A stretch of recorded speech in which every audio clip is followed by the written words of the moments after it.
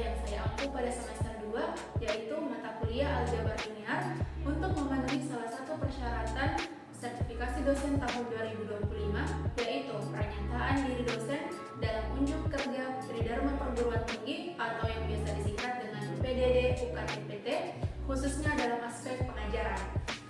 Mata kuliah aljabar linear adalah salah satu mata kuliah wajib pada semester 2 dengan bobot 3 SKS. Adapun capaian pembelajaran yang dibebankan dalam mata kuliah ini adalah yang pertama, menginternalisasikan nilai dan norma serta etika akademik.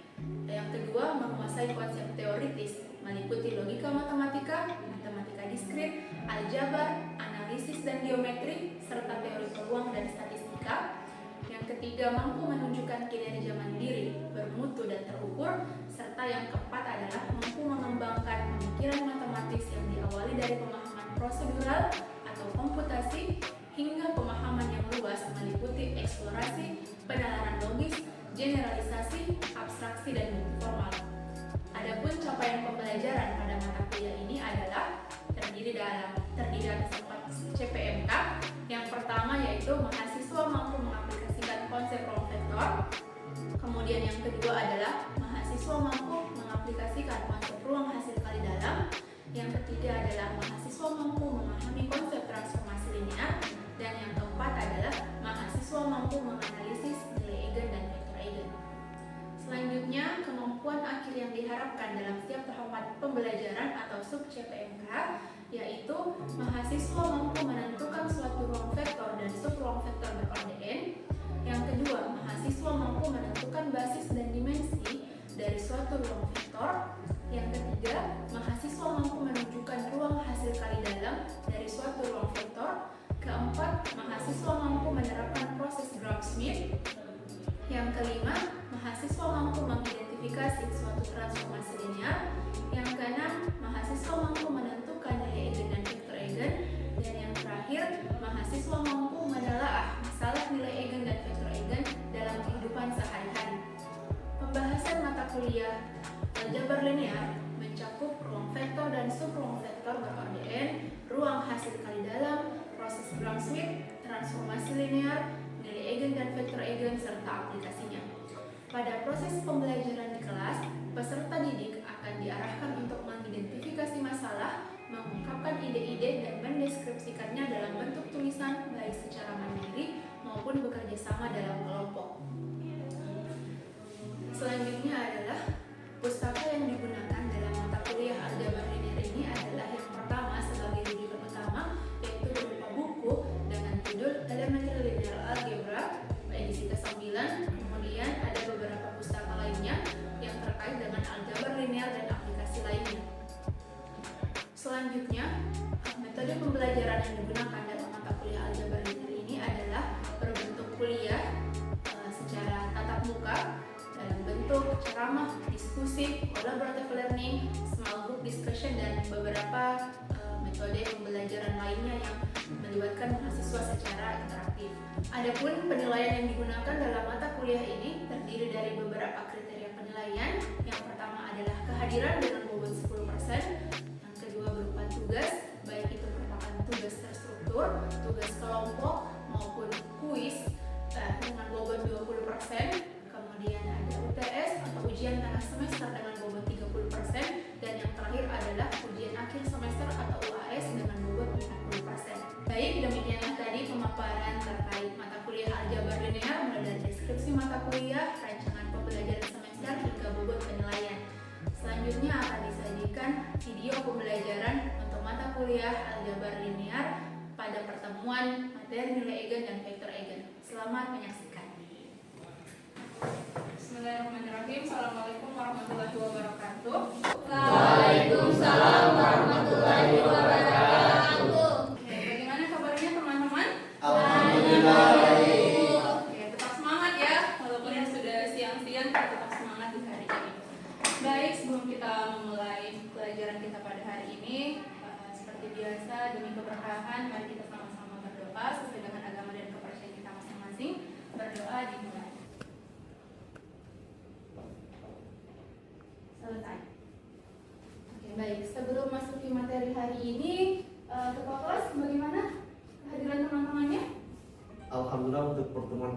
ini hadir semua, Bu.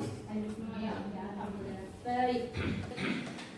Selanjutnya hari ini kita memasuki pertemuan ke-9 ya, setelah pekan lalu kita sudah melaksanakan UTS. Pertemuan hari ini, oh ya, sebelum masuk ke pertemuan hari ini, kira-kira teman-teman masih ingat tidak pertemuan terakhir kita sebelum UTS bahas materi apa? Saya Bu, Silakan. pertemuan sebelum UTS itu bahasnya ruang hasil gali dalam Bu. Oke, ya tepat sekali ya, masih ingat ya, itu kan masuk ke materi UTS kita ya. Pada pertemuan hari ini setelah UTS kita masuk ke pekan 9, kita akan bahas bab baru, pokok bahasan yang baru, materinya adalah nilai eigen dan vektor eigen. Oke.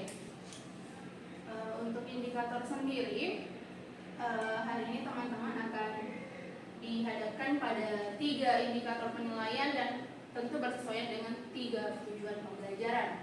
Yang pertama, teman-teman diharapkan mampu menjelaskan konsep nilai eigen dan vektor eigen dengan baik. Kemudian yang kedua, teman-teman mampu menentukan nilai eigen dan vektor eigen dengan tepat. Selanjutnya, teman-teman diharapkan mampu menentukan ruang eigen dan basis ruang eigen yang bersesuaian dengan nilai eigen.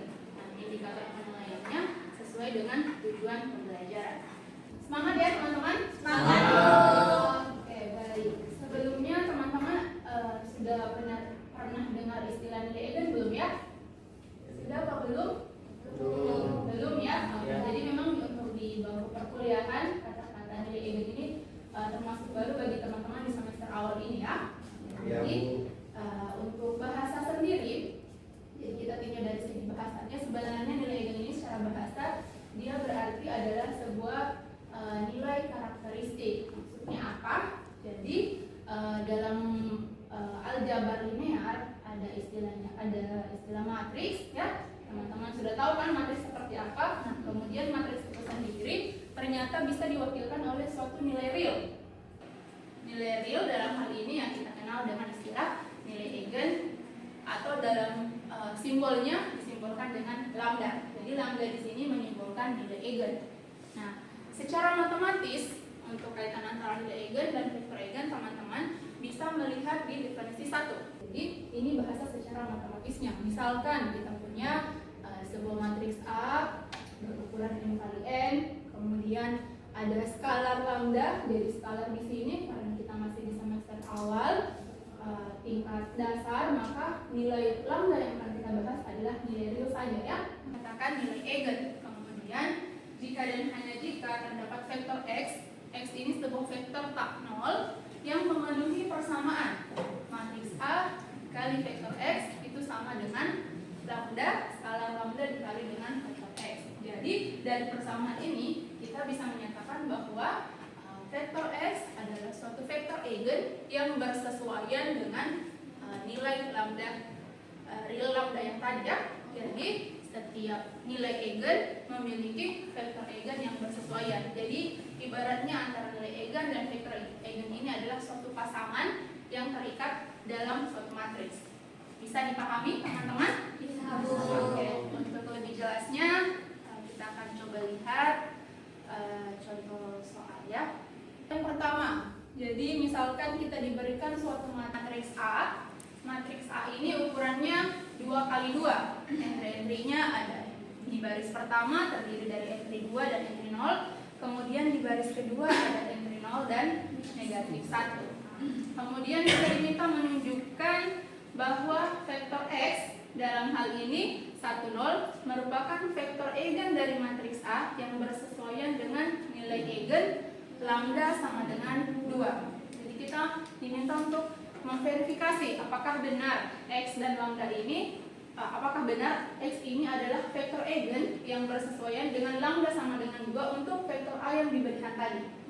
Oke, berarti caranya bagaimana? Kita ingat persamaan dari definisi 1 tadi ya. Jadi di persamaan definisi 1 tadi kita diberikan persamaan matriks A dikali lambda dikali x itu sama dengan lambda dikali vektor x. Jadi kita sudah diberikan matriks A-nya, kemudian diberikan yang vektor x-nya, berarti tinggal kita mau kalikan matriks A dikali dengan vektor x. Masih ingat perkalian matriks? Ya. Bagaimana perkalian matriks? Garis kali.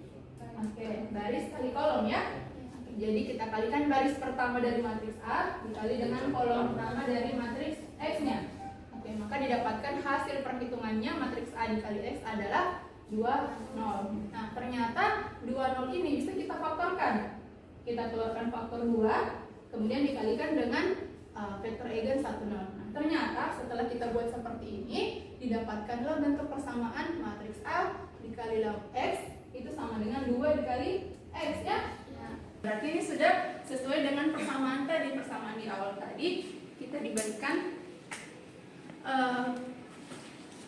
A dikali X sama dengan lambda X. Ternyata kita bisa menunjukkan bahwa A-nya di sini 2, 0, 0, minus 1. Kemudian kita punya X-nya ada 1, 0. Ternyata ini hasilnya sama dengan 2 dikali 1, 0 ya. Nah, berdasarkan persamaan ini kita bisa simpulkan bahwa 2 adalah nilai eigennya, kemudian 1, 0 adalah vektor eigen. Sampai di sini ada pertanyaan? Masih bisa dipahami? Bisa, Bu. Boleh kita lanjut? Oke. Yang kedua kita memiliki matriks A-nya itu adalah 1, minus 2, 1, kemudian baris kedua 0, 0, 0, dan baris ketiga 0, 1, 1. Nah, permintaannya adalah kita diminta mencari nilai eigen yang bersesuaian dengan matriks A. Vektor eigennya diberikan. Nilai eigen yang bersesuaian dengan vektor X, min 3, min 1, 1 dari matriks A. Kira-kira ada yang bisa membantu saya? Ada yang mau coba? Jadi teman-teman tinggal memasukkan kembali ke bentuk persamaan di definisi satu tadi kan? Ya, ada A dikali X sama dengan lambda kali X. Ada yang bisa bantu saya?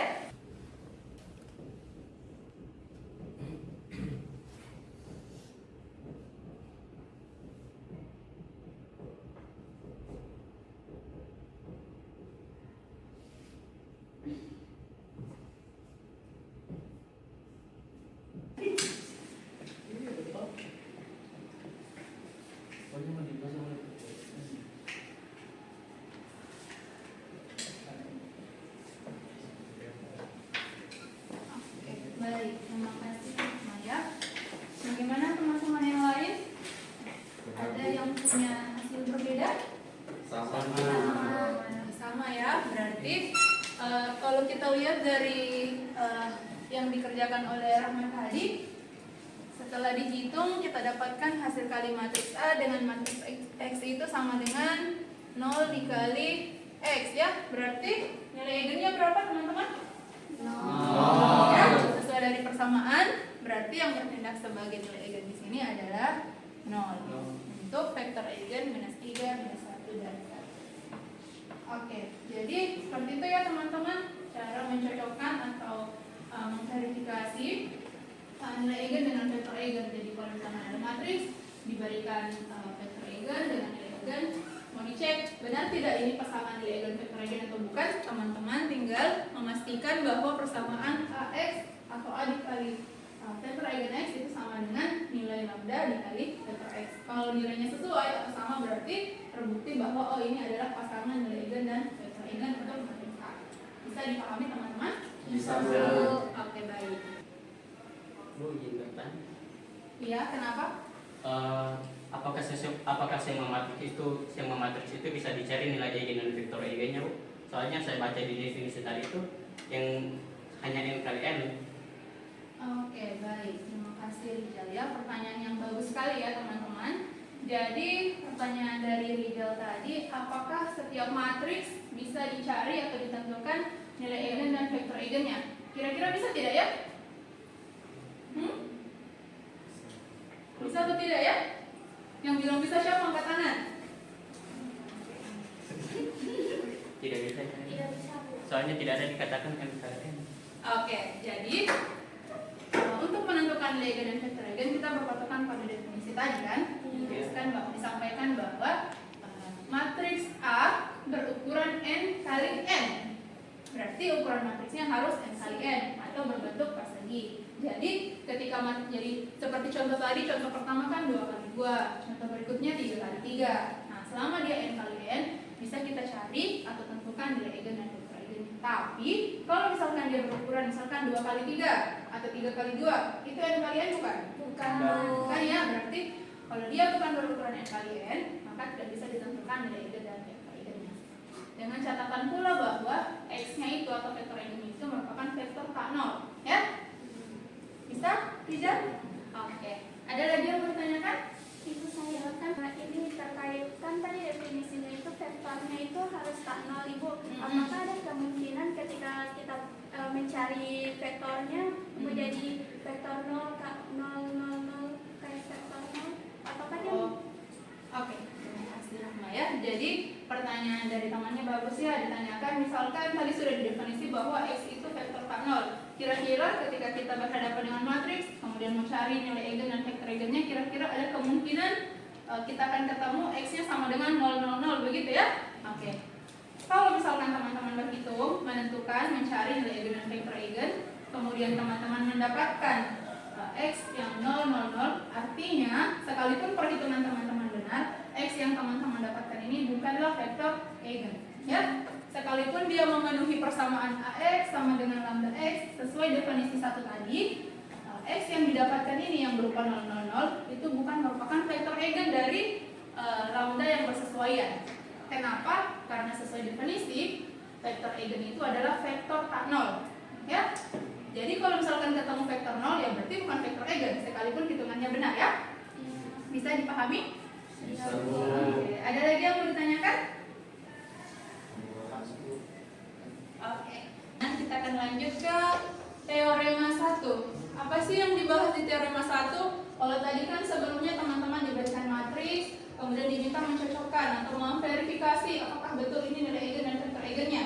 Nah, sekarang di teorema 1 ini memberikan kita informasi tambahan bagaimana kalau misalkan kita hanya diberikan matriks ukuran n kali n. Bisa tidak kita cari nilai eigen vektor eigennya? Nah, teorema 1 menjawab pertanyaan itu.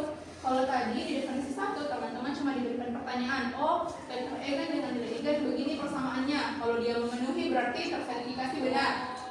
Tapi ketika kita tidak diberikan informasi tentang nilai eigen dan vektor eigen, hanya matriks A yang diberikan, maka kita gunakan teorema 1 untuk mencari atau menentukan nilai eigen dan vektor eigen, ya. Jadi untuk menentukan nilai eigen dan vektor eigen, jika tidak diketahui nilai eigen vektor eigennya ya, kita hanya diberikan informasi awal matriksnya, maka teman-teman harus menyelesaikan dua persamaan ini. Jadi persamaan pertama, teman-teman akan menemukan nilai eigen, dan persamaan kedua, teman-teman akan mendapatkan vektor eigennya. Ya, untuk lebih jelasnya, contoh soal yang ketiga ini, kita diberikan matriks berukuran 2 kali 2, ya. Kemudian matriksnya itu terdiri dari entry waktunya A itu sama dengan 1, minus 2, 1, dan 4. Oke. Berdasarkan teorema 1 tadi, kita harus menyelesaikan dua persamaan kan ya? Persamaan pertama, kita harus menyelesaikan determinan dari lambda I dikurang A itu harus sama dengan 0. Oke, teman-teman bisa lihat pada slide-nya. Jadi kita punya matriks A ukurannya 2 kali 2. Berarti kita perlu mengambil matriks I, matriks identitas yang juga berukuran 2 kali 2 sesuai dengan matriks A-nya. Jadi karena matriks A-nya 2 kali 2, teman-teman ambil matriks identitasnya 2 kali 2 ya. Jadi kita dapat menghitung determinan dari lambda I dikurang A itu sama dengan 0. Setelah kita hitung didapatkan matriks lambda kurang I 2, kemudian minus 1, dan lambda kurang 4 itu sama dengan 0. Artinya apa? Bahwa determinan dari matriks 2 kali 2 ini yang kita peroleh, perhitungan tadi itu harus sama dengan 0. Ketika kita membuat dia sama dengan 0, maka kita akan menemukan nilai lambdanya berapa. Kan kalau kita hitung determinannya, kita akan ketemu persamaan yang namanya persamaan karakteristik. Persamaan karakteristik ini adalah suatu persamaan polinomial yang faktor-faktor yang tidak diketahuinya itu atau variabelnya itu berupa lambda. Nah, itu yang mau kita tentukan.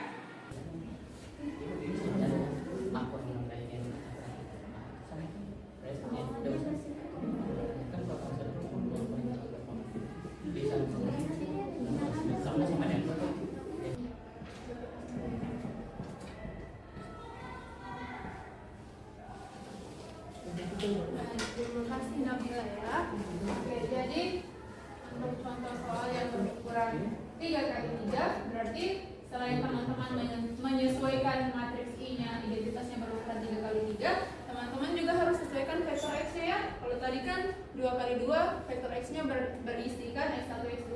Nah, kalau 3 kali 3 berarti ada 3 juga, X1, X2, X3 ya. Nanti setelah kita menyelesaikan persamaan ini, determinan lambda itu sama dengan 0, kita dapatkan persamaan karakteristiknya di sini. Kita pakai metode Sarus, didapatkan lambda kurang 2 dikali lambda kurang 2 kali lambda kurang 2, atau sama saja kita tuliskan lambda kurang 2 pangkat 3 ini sama dengan 0 ya.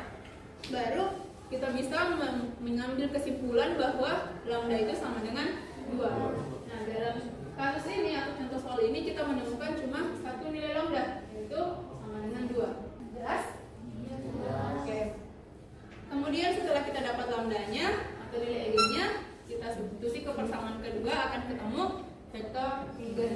Vektor eigen ini kalau dari contoh yang kita bahas di sini, kebetulan kita ketemu 2 buah vektor eigen. Ada vektor eigen 100 dan vektor eigen 1 ya. Jadi untuk suatu nilai eigen tidak menutup kemungkinan dia memiliki lebih dari satu vektor eigen yang bersesuaian.